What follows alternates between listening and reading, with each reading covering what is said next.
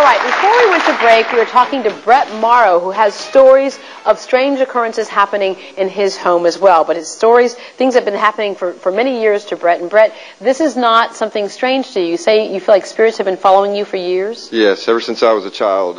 My home I lived in with my mother was, we felt like it was haunted. There was several times that you'd feel like you'd be in your room with the door shut, and you'd feel like the door was open, somebody was standing there. You'd whip around, and there's nobody there.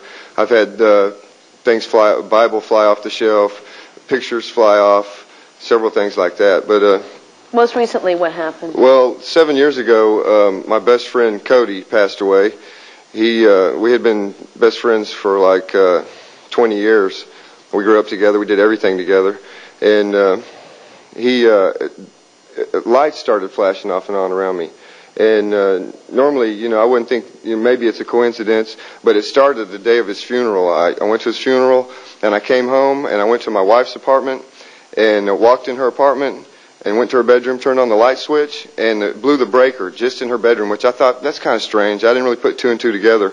But later that day, I went home to my apartment, walked in the same thing happened, walked in my bedroom, turned the light switch, and the power shut off. Just the breaker blew just in my bedroom, and the hair stood up on my arms, and I was like, Cody, I know that's you.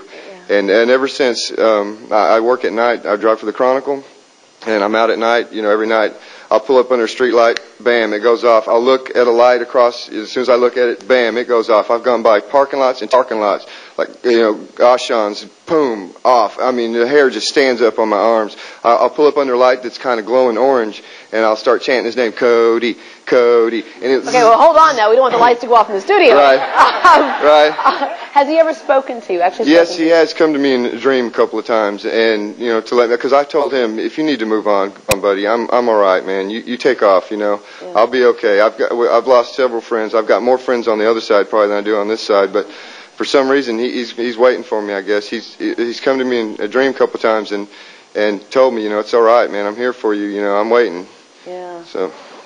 Is this a phenomenon you've heard of before? Yes. Lights going off and things like that? Absolutely. A lot. Because the spiritual, electromagnetic in nature.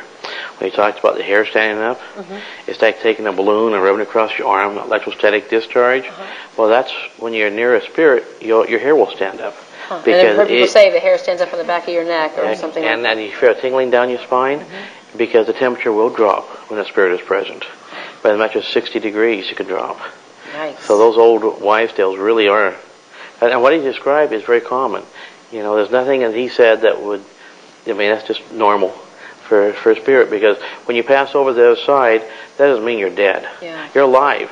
You're alive and well. Just in a different form. A different realm. Yes. A different. I guess if you believe the thought that energy never escapes the earth for the most part, and we're all made of energy, then where do we go after we die? You can't destroy it. It just transforms.